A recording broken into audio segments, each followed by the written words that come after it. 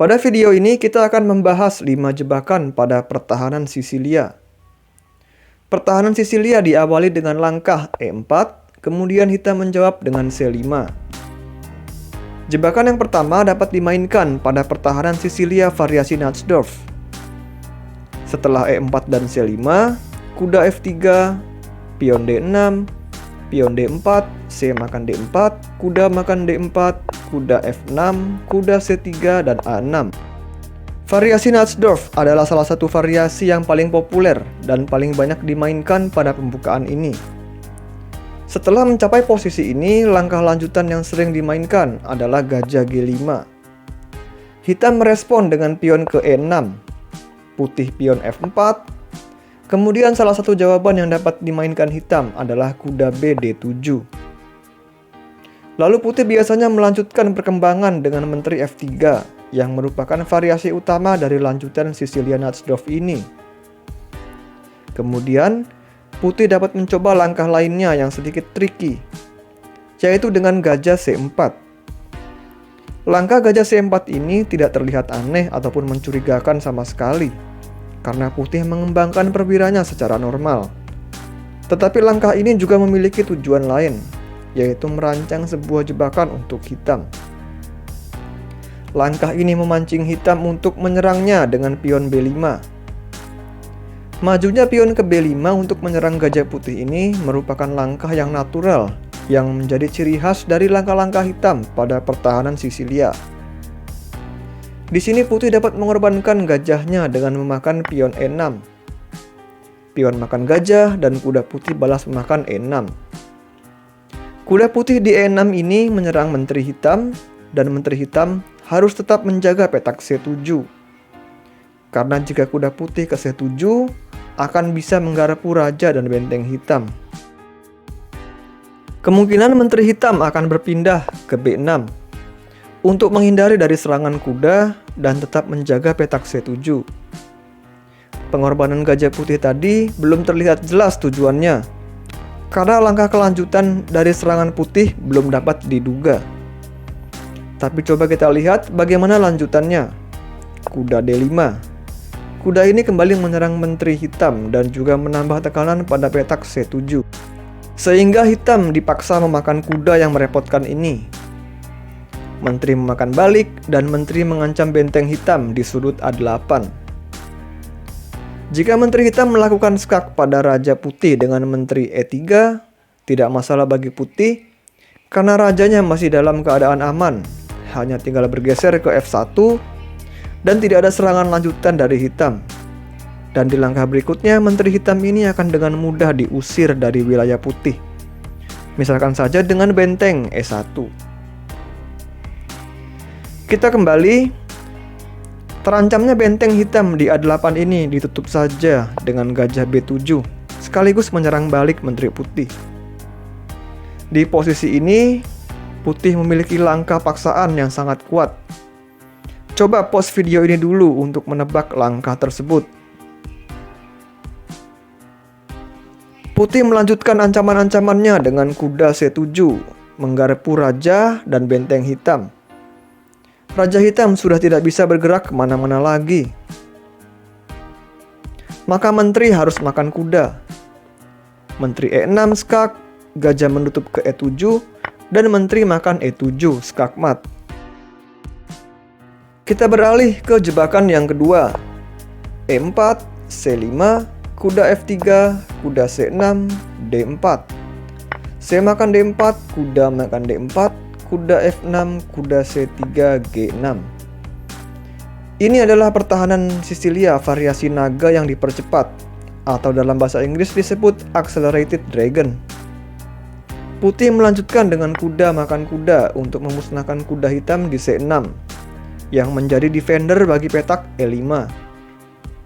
Setelah hitam memakan balik dengan pion, putih mendorong pion ke E5 menyerang kuda.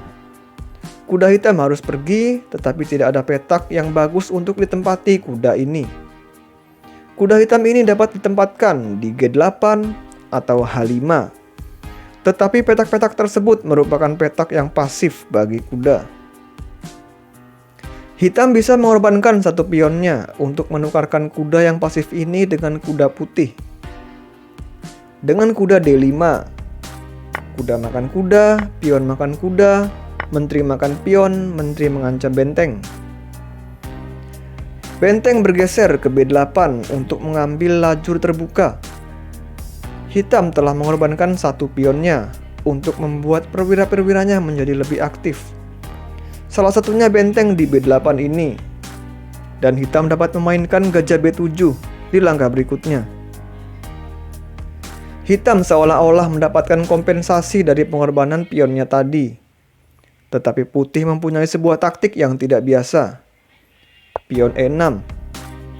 Jika pion ini tidak dimakan, maka pion ini akan memakan F7 dan skakmat. Maksud dari langkah pion E6 ini adalah jika hitam memakannya dengan pion manapun, maka hitam tidak akan bisa menghindar dari ancaman putih.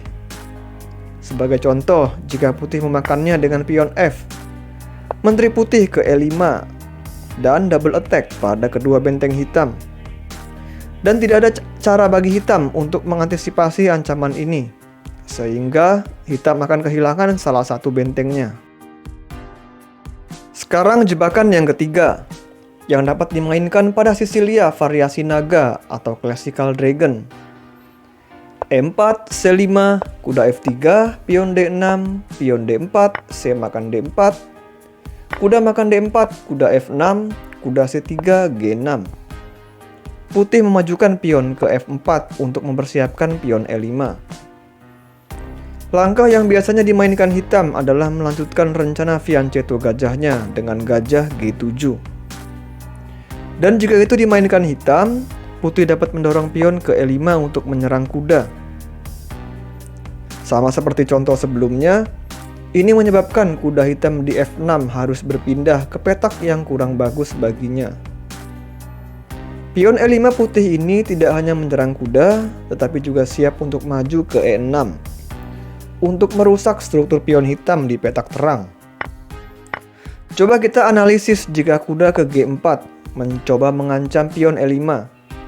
Putih melanjutkan dengan gajah B5 skak. Langkah gajah ini akan menciptakan masalah besar bagi hitam. Hitam tidak dapat menutup skak dengan gajah D7 karena menteri putih akan memakan kuda. Maka dari itu langkah terbaik hitam adalah raja bergeser ke F8. Langkah ini membuat posisi raja hitam menjadi buruk karena terkunci di tengah dan sudah tidak bisa rokade. Di sini putih mempunyai sebuah taktik yang mematikan. Coba pause video ini beberapa detik untuk menebak langkahnya.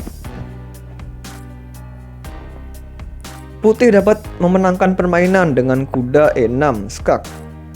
Kuda ini menggarpu raja dan menteri hitam. Perhatikan juga ada discovered attack dari menteri putih terhadap menteri hitam. Jika kuda ini dimakan, maka menteri makan menteri, skakmat. Sekarang jebakan yang keempat. Kali ini kita akan bermain sebagai hitam. E4, C5, kuda F3, pion A6. Langkah ini sedikit terlihat tidak biasa, namun pion di A6 akan berguna nantinya. D4, C makan D4, kuda makan D4, kuda F6.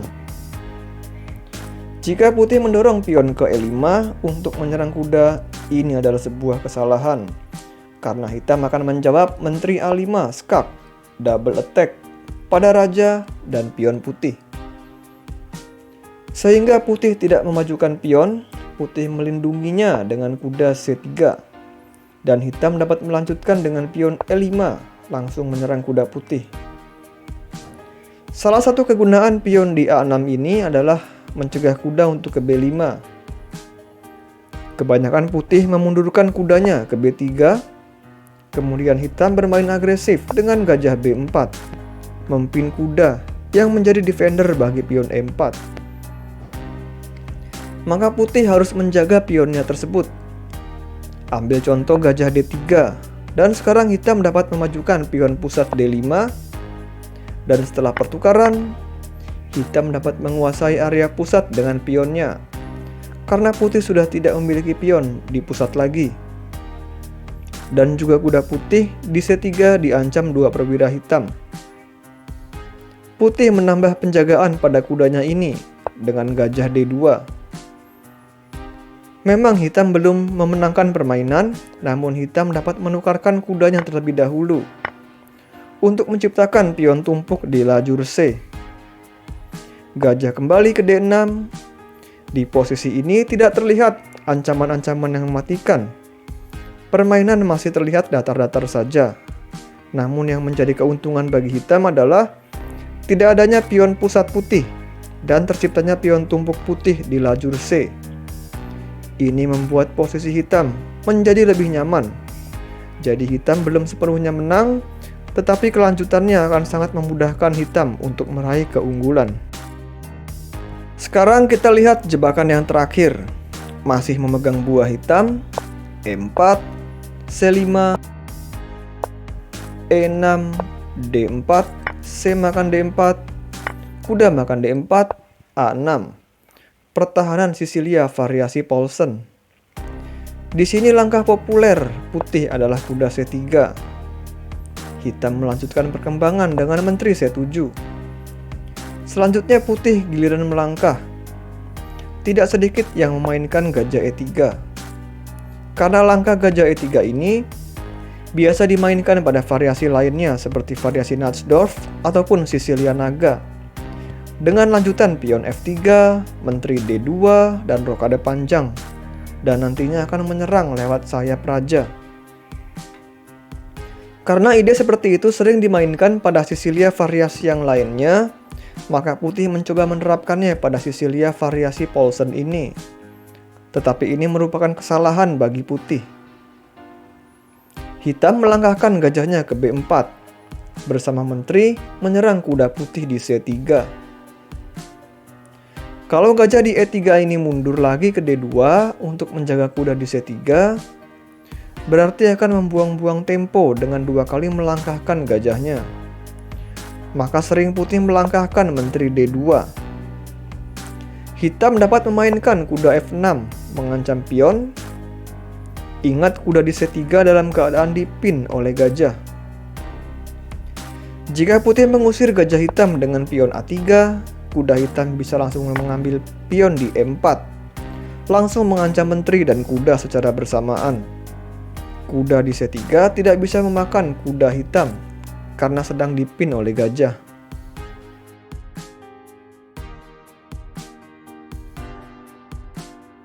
Maka langkah yang paling mungkin dimainkan putih adalah pion F3 untuk melindungi pion E4. Putih juga dapat memainkan gajah D3. Namun kelanjutannya akan sama saja. Hitam dapat melanjutkan dengan pion D5. Majunya pion ini telah membuat dobrakan pada area pusat dengan menekan pion E4. Jika pion putih makan D5, hitam hanya tinggal balas memakannya dengan kuda. Dan kembali menambah tekanan pada kuda C3 putih, dibantu gajah dan menteri hitam. Langkah yang paling mungkin dilakukan putih adalah kuda D ke E2 untuk menambah penjagaan pada kuda di C3.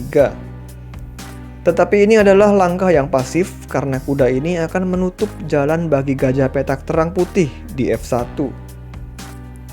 Kuda hitam bisa langsung memakan gajah. Menteri balas memakan, dan walaupun hitam belum sepenuhnya memenangkan permainan, namun memiliki posisi yang lebih enak.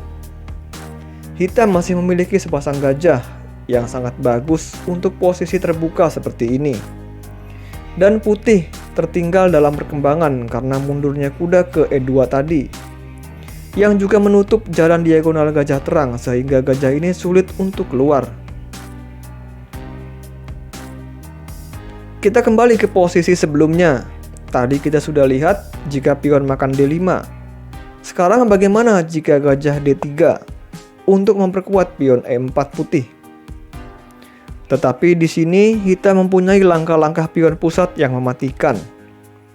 Pion E5 menyerang kuda.